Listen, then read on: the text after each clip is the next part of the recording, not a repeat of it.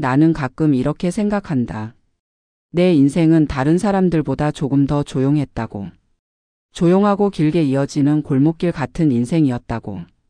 나는 올해로 52이다. 결혼은 하지 않았다.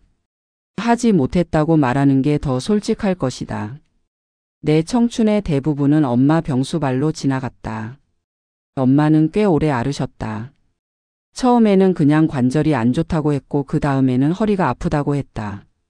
그러다 어느 날부터는 병원에 가는 일이 일상처럼 되었다.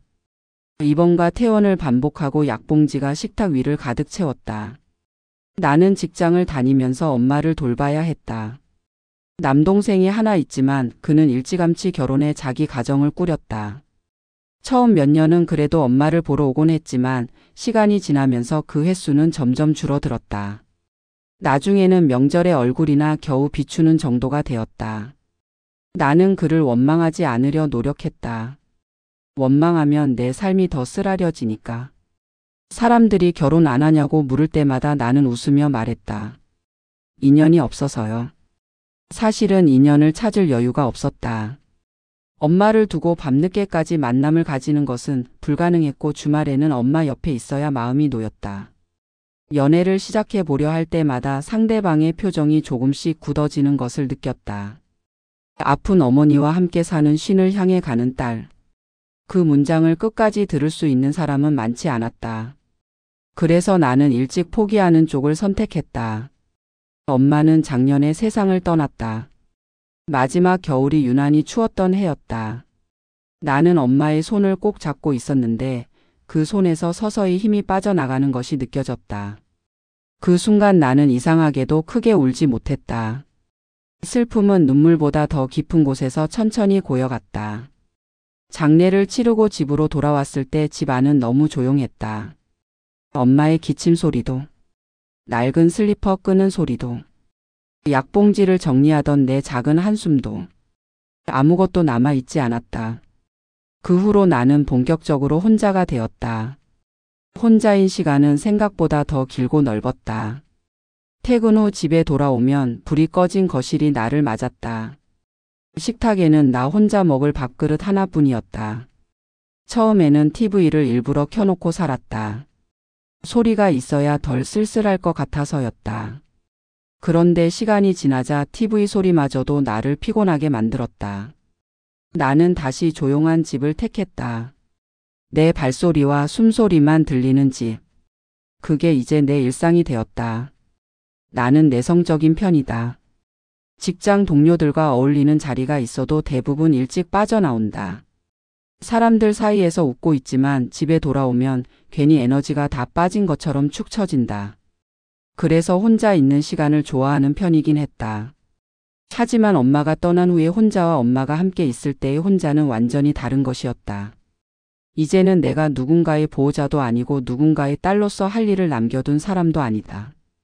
그 사실이 갑자기 나를 공중에 떠 있는 사람처럼 느끼게 했다. 어느 날 밤이었다. 야근을 마치고 집에 들어온 시간이 거의 10시를 넘긴 때였다. 현관불을 켜고 거실로 들어가 불을 누르려는 순간 찰칵하는 소리와 함께 빛이 꺼졌다. 천장에 전구가 수명을 다한 모양이었다. 나는 한숨을 내쉬었다. 전구 하나 갈아 끼우는 일쯤이야 별것 아니라고 생각할 수 있다. 하지만 의자 위에 올라가 팔을 뻗는 일은 나에게 조금 부담스러웠다.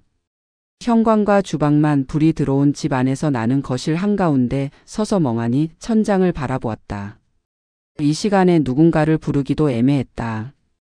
요즘 세상에 아무 기사나 집 안으로 들이는 것도 솔직히 조금 불안했다. 그러다 문득 이런 생각이 들었다. 엄마가 계실 때는 이런 일이 생기면 내가 괜찮은 척하면서도 사실은 안심이 되곤 했다. 집에 누군가가 있다는 것만으로도 든든했으니까. 하지만 이제는 정말로 나 혼자였다. 나는 핸드폰을 꺼내 인터넷 창을 열었다. 집 근처에 전기나 설비를 봐주는 곳이 있는지 검색해 보았다. 그때 화면 한가운데에 작은 철물점 하나가 눈에 들어왔다. 집에서 걸어서 10분도 안 되는 거리에 있는 가게였다. 리뷰를 내려보니 동네 사람들이 전구 교체나 간단한 수리도 많이 부탁한다고 적혀 있었다. 사장님이 친절하다는 말도 여러 번 보였다. 나는 잠시 고민하다가 결국 가게 전화번호를 눌렀다. 벨이 두어 번 울리고 낮고 조용한 남자의 목소리가 들려왔다. 나는 최대한 정중하게 상황을 설명했다. 갑작스럽게 전구가 나가서 어둡다는 것. 혼자 사는 데다 밤이라 불편하다는 것. 혹시 내일 낮에라도 시간 나면 교체를 부탁드리고 싶다는 것. 나는 최대한 상대에게 부담을 주지 않는 말만 골라서 했다. 남자는 조용히 듣고 있다가 이렇게 말했다는 느낌이었다. 지금 많이 어두우시죠? 제가 잠깐 들를 수 있으면 오늘 중으로 갈 수 있는데 괜찮으시겠어요? 나는 예상하지 못한 대답에 놀랐다. 이 시간에 와주겠다는 말이 고마우면서도 한편으로는 낯선 사람을 집 안에 들이는 것이 걱정되기도 했다. 하지만 거실이 캄캄한 상태로 하루를 더 보내야 한다고 생각하니 그것도 조금 막막했다. 나는 작은 숨을 들이쉬고 괜찮다고 말했다는 기분이 들었다. 전화를 끊고 현관문 비밀번호를 다시 한번 확인했다. 문틈을 닦았던 걸레와 빗자루가 눈에 들어왔다. 누군가 집에 온다는 사실만으로도 나는 괜히 주위를 한 번 더 정리하고 싶어졌다. 잠시 후 초인종이 울렸다. 나는 인터폰 화면을 확인했다. 모자를 쓴 남자가 문 앞에 서 있었다. 얼굴은 또렷하진 않았지만 표정은 차분해 보였다. 나는 조심스럽게 문을 열었다. 철물점 사장님이세요? 나는 먼저 인사를 건넸다. 그는 가볍게 고개를 숙였다. 손에는 작은 공구 가방과 새 전구 상자를 들고 있었다. 현관 불빛 아래에서 그의 얼굴을 보니 내 또래처럼 보였다. 조금 더 가까이 보니 나보다 한두 살은 어려 보이기도 했다. 이런 시간에 죄송해요라고 내가 말하자 그는 별일 아니라는 듯 고개를 저었다. 거실은 여전히 어두웠다. 그가 천장을 한번 올려다보더니 의자를 어디에 올리면 좋을지 묻는 듯한 눈짓을 했다. 나는 부엌에서 의자를 가져와 거실 한가운데 놓았다. 그가 공구 가방을 내려놓고 움직이려는 순간 나는 그제야 눈치챘다. 그의 오른쪽 소매가 어깨 아래에서 비어 있었다. 입구가 깔끔하게 접혀 있는 셔츠 자락이 허공에서 멈춰 있었다. 나는 순간적으로 시선이 박힌 것을 느끼고 급히 고개를 돌렸다. 그는 아무렇지 않은 듯 남은 팔로 의자에 올라섰다. 나는 그가 의자 위에서 균형을 잡는 모습을 조용히 바라보았다. 생각보다 익숙한 동작이었다. 한 손으로 조심스럽게 전구를 빼내고 새 전구를 끼우는 모습은 서툴지 않았다. 오래 해본 사람의 손길이었다. 전구가 딸깍하고 자리 잡는 소리와 함께 환한 빛이 거실을 가득 채웠다. 순간 나는 괜히 눈이 시큰해졌다. 단지 불이 켜졌을 뿐인데 집 안이 갑자기 덜 비어 보였기 때문이다. 그는 의자에서 내려와 가볍게 숨을 한 번 골랐다. 나는 그에게 감사 인사를 전했다. 이 시간에 어려운 부탁드린 것 같아서 죄송해요. 정말 감사해요. 그는 괜찮다고 말했다는 표정이었다. 전구 하나 바꾸는 건 금방입니다. 필요하시면 언제든지 전화 주세요. 나는 그 말을 듣고 고개를 끄덕였다. 그가 신발을 다시 신고 나가려 할 때 나는 문득 그의 뒷모습을 바라보았다. 한쪽 소매가 비어있는 셔츠와 가볍게 구부러진 어깨선. 그런데 그 모습이 이상하게도 불편해 보이지 않았다. 오히려 아주 오래 전부터 이런 몸으로 살아온 사람처럼 자연스러웠다. 나는 속으로 중얼거렸다. 이 사람은 얼마나 많은 것에 익숙해지기 위해 버텼을까? 그 질문이 오래 마음에 남았다. 그날 밤 나는 거실 불을 켜둔 채 한참을 앉아 있었다. 빛이 켜진 작은 방 안은 전과 똑같은 구조였지만 분위기는 달라져 있었다. 좁은 소파와 낡은 테이블이 갑자기 더 따뜻하게 보였다. 나는 그 남자의 얼굴을 떠올려 보았다. 확연하게 잘생겼다고 할 수 있는 얼굴은 아니었지만 눈매가 단정했고 입가가 부드럽게 내려앉아 있었다. 잠시 웃을 때마다 눈가에 작은 주름이 모였다. 그 주름이 이상하게도 편안했다. 다음 날 퇴근길에 나는 일부러 집으로 가는 길을 조금 돌아가 보기로 했다.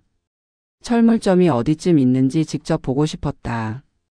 골목을 돌아 들어가니 작은 간판 하나가 눈에 들어왔다. 강철물. 흰색 바탕에 검은 글씨로 쓰인 간판은 오래된 느낌이 났지만 나름대로 정갈했다. 유리문 안쪽으로는 각종 목과 공구들 그리고 페인트 통들이 가지런히 놓여 있었다.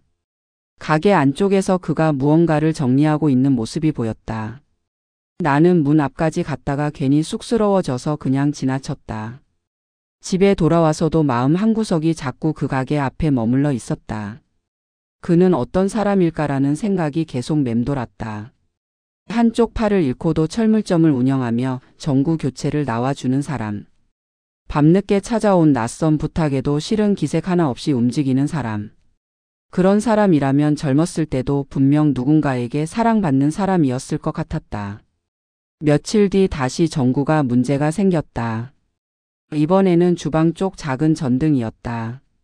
나는 잠깐 망설이다가 핸드폰 전화번호부를 열었다. 지난번에 저장해둔 철물점 번호가 눈에 들어왔다. 나는 손가락으로 그 번호를 눌렀다. 전화벨이 울리는 동안 괜히 가슴이 두근거렸다. 이번에는 밤이 아니라 해가 아직 남아있는 저녁이었지만 묘하게 긴장이 되었다. 그가 전화를 받았을 때 나는 차분한 척하며 전구 이야기를 꺼냈다. 그는 이번에도 금방 들를 수 있다고 했다. 현관 초인종이 울렸고 나는 서둘러 문을 열었다. 그의 얼굴은 지난번과 크게 다르지 않았지만 오늘은 조금 더 편안해 보였다. 내가 나가서 먼저 반갑게 인사를 건넸기 때문인지도 모른다. 정말 또 부탁드리게 됐네요. 그는 웃는 눈으로 고개를 끄덕였다. 이 정도는 일도 아닙니다. 어차피 동네라서요. 그 말이 이상하게도 안심이 되었다. 이번에는 내가 먼저 의자를 꺼내지 않았다. 그가 남은 팔로 의자를 옮기는 것이 힘들 것 같아서였다. 나는 먼저 의자를 가져와 주방에 설치했다. 그가 올라서기 전에 나는 말했다. 저도 위에 손이 잘 안 닿아서요. 그가 잠깐 나를 바라보더니 웃었다. 그 웃음에는 고마움과 익숙함이 섞여 있는 것 같았다. 전구를 교체하는 동안 나는 주방 싱크대에 기대서 그를 바라보았다. 그의 옆모습은 묵묵하고 단단했다. 어쩐지 오래된 나무 같은 느낌이 났다. 살아오면서 많은 비바람을 맞은 사람의 옆모습이었다. 전구를 갈아 끼우고 불이 켜졌을 때 이번에는 내가 박수를 쳤다. 그는 조금 당황한 듯 웃었다. 나는 장난스레 말했다. 가게 홍보 스티커라도 하나 주시면 문에 붙여 놓을게요. 그는 잠시 멈칫하더니 주머니에서 작게 접힌 명함 한 장을 내밀었다. 강진호. 명함에는 그의 이름과 가게 이름 그리고 전화번호가 적혀 있었다.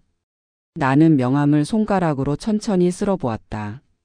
글자 하나하나가 이상하게도 힘 있어 보였다.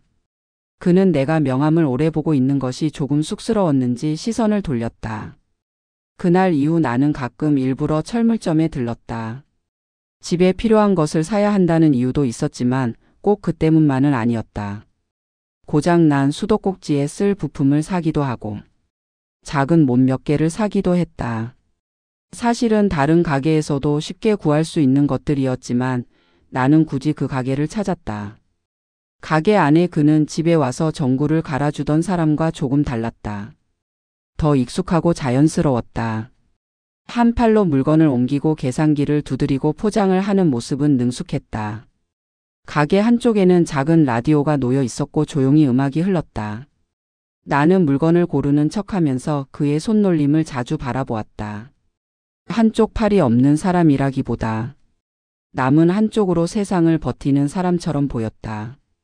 어느 날 비가 억수같이 쏟아지던 날이었다. 회사 근처에서 퇴근길에 비를 맞고 버스를 타고 왔더니 코끝까지 축축해진 기분이었다. 우산을 접으며 골목을 지나가는데 철물점 안에서 빛이 새어나왔다. 가게 문은 닫혀 있었지만 안에는 그가 있었다. 나는 무심코 유리문을 두드렸다. 그가 나를 보고 문을 열었다. 영업시간이 지났는데도 불을 꺼지 않은 모양이었다. 나는 장난스레 말했다. 비 피할 때가 마땅치가 않아서요. 그는 상쾌하게 웃으며 나를 안으로 들였다. 가게 안은 따뜻했다.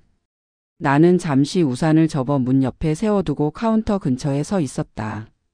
그는 물수건을 꺼내 내게 건네며 말했다는 표정을 지었다. 옷이 많이 젖으셨네요. 나는 코끝을 닦으며 고개를 끄덕였다. 그날 우리는 처음으로 조금 긴 대화를 나누었다. 그는 철물점을 시작하게 된 이야기. 예전에 하던 일에서 손을 다치게 된 이야기.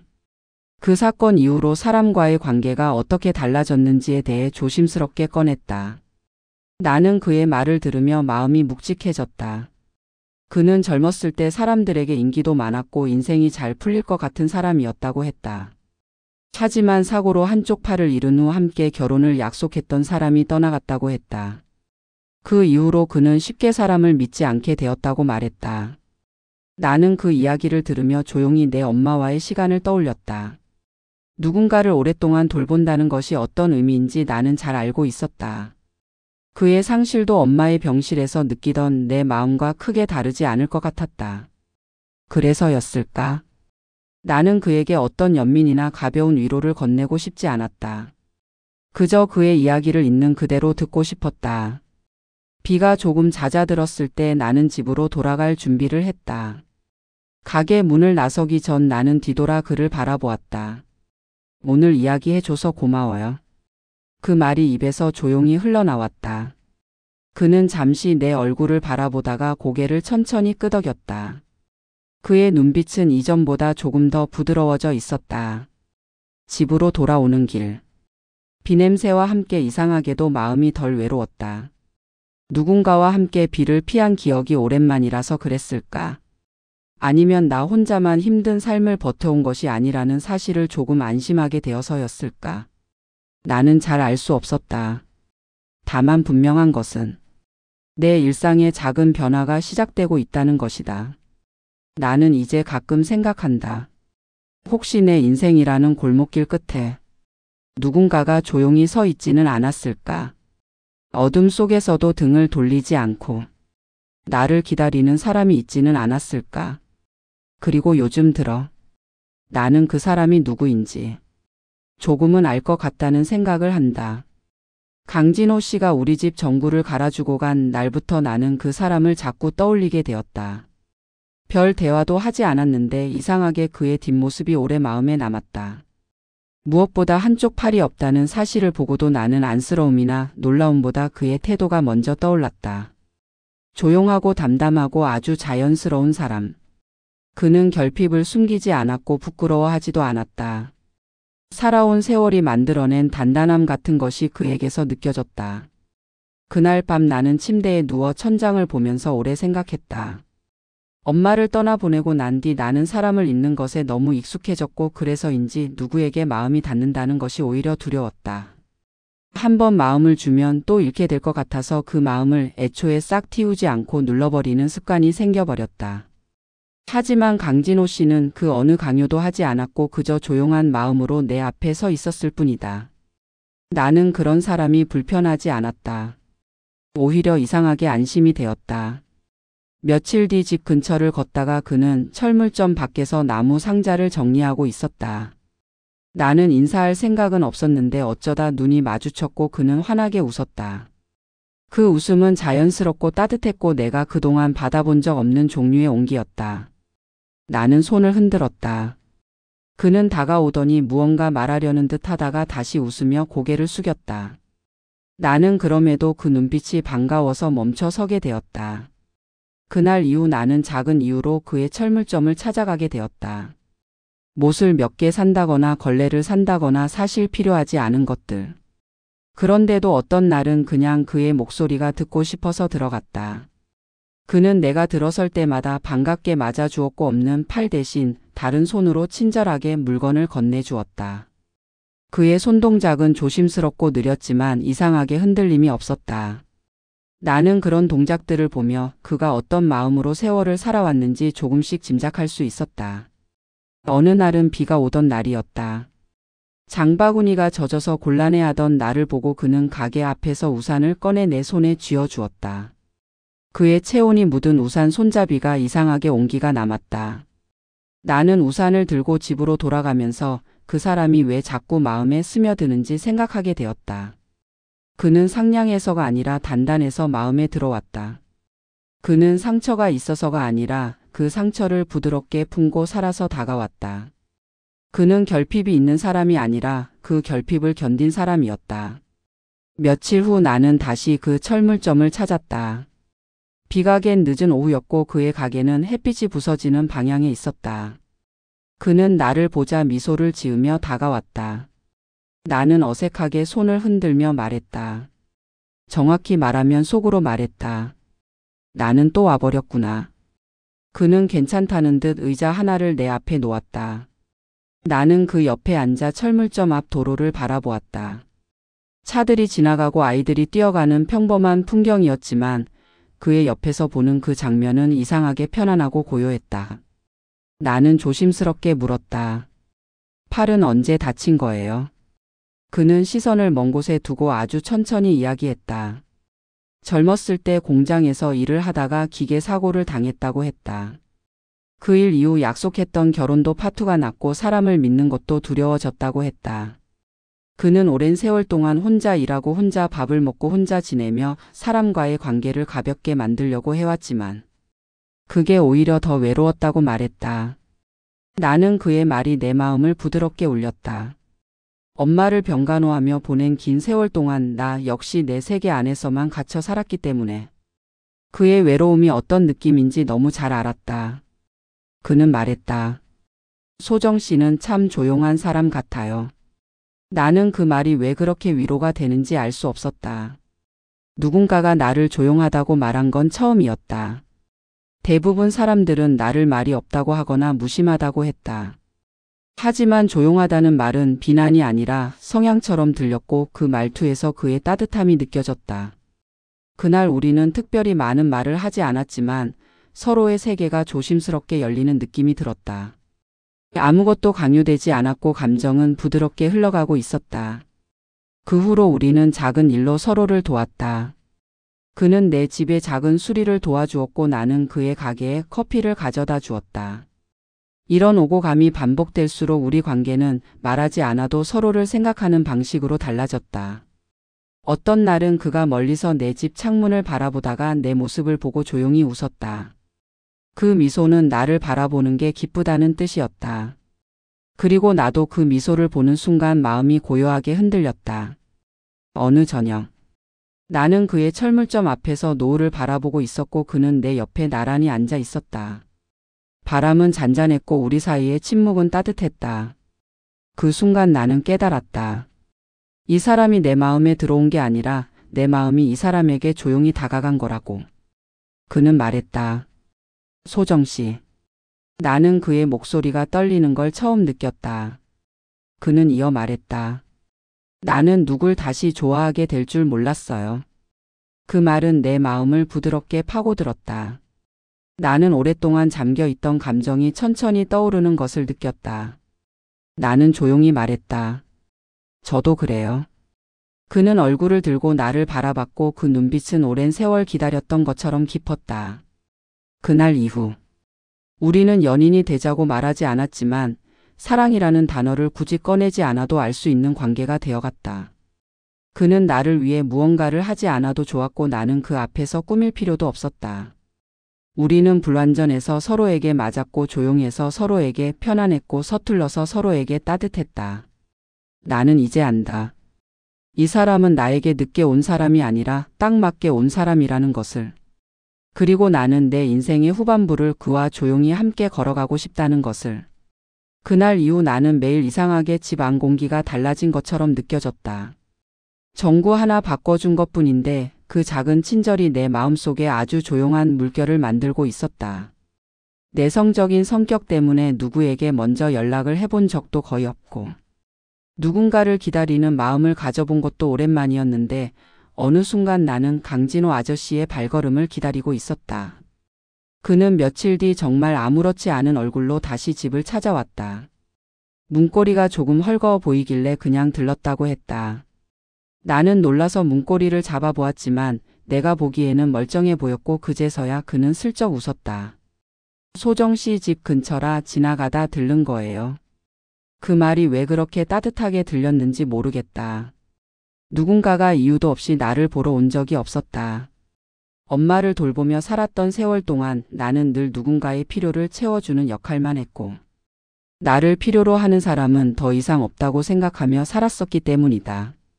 그날 그는 고쳐야 할 곳을 찾는 척 그러다 결국 내 부엌에 들어와 전등 덮개를 한 번 더 만져보았다. 그리고 정말 오랜만에 사람이 내 집을 누비는 소리가 들렸다.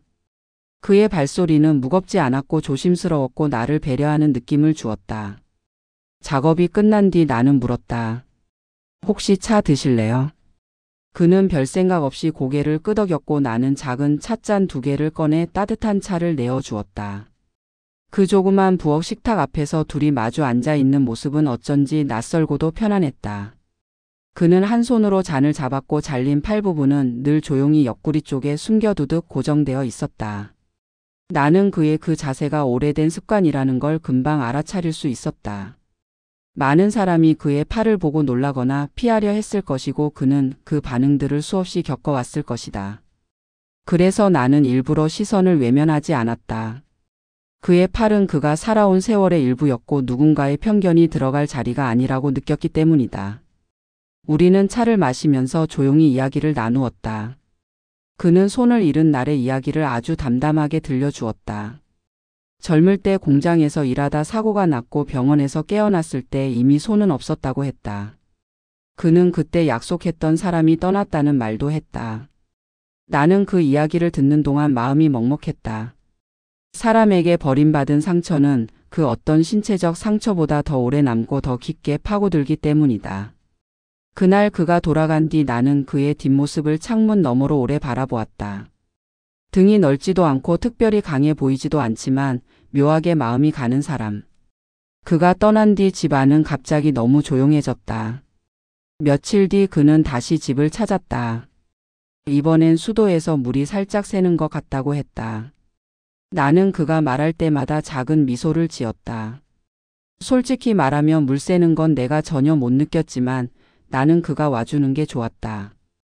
그리고 그도 그것을 알고 있는 것 같았다. 그날은 저녁 시간이 조금 지나서 나는 자연스럽게 말했다. 진호 씨 저녁 드셨어요? 그는 아니라고 했다. 그러면 드시고 가요. 그 말이 내 입에서 너무 자연스럽게 나와서 스스로도 놀랐다. 하지만 그는 흔쾌히 고개를 끄덕였다. 나는 냉장고를 열어 간단한 반찬들과 생선 한 토막을 꺼냈다. 오랜 시간 혼자 살다 보니 요리를 하는 게 귀찮아지는 때도 많았지만 누군가를 위해 하는 요리는 이상하게 힘이 났다. 그는 내가 요리를 하는 동안 조용히 싱크대 가까이 서 있었다. 도와드릴까요? 나는 고개를 저었다. 아니에요. 그저 옆에 있어주는 것만으로도 충분했기 때문이다. 식탁에 음식을 올렸을 때 그는 내 손을 잠시 바라보더니 말했다. 소정 씨는 음식하는 손이 참 예쁘네요. 그 말이 왜 그렇게 따뜻하게 들렸는지 모르겠다. 나는 웃으며 수저를 건넸고 우리는 조용히 밥을 먹었다. 밥 냄새, 반찬 냄새, 그의 존재감, 이 모든 게 오래된 집에 처음 불이 켜지는 것처럼 따뜻하게 느껴졌다. 식사가 끝나고 나는 맥주 한 캔을 꺼냈다.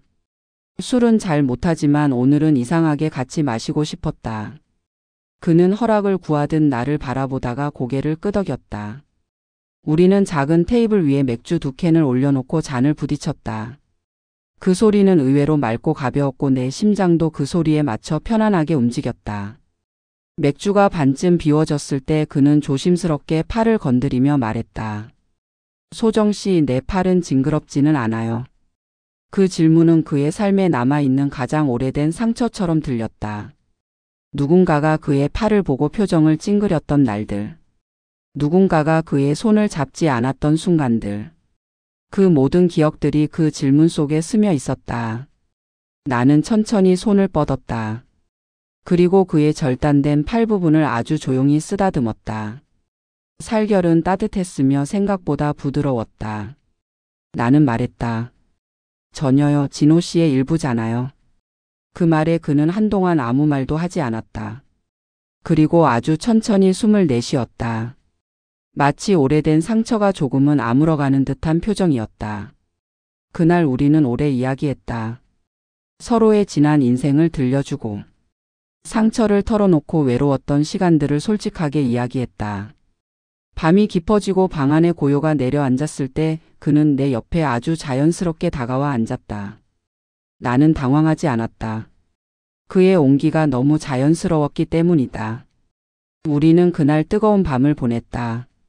젊은 날처럼 서두르지 않았고 부끄러움도 있었지만 서로의 손길이 서툴러도 따뜻했다.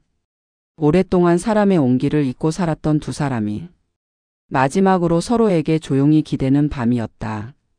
아침이 밝아올 때 그는 내 옆에 누워 있었다. 창밖에서는 새소리가 들리고 부엌에서는 햇빛이 천천히 들어오고 있었다.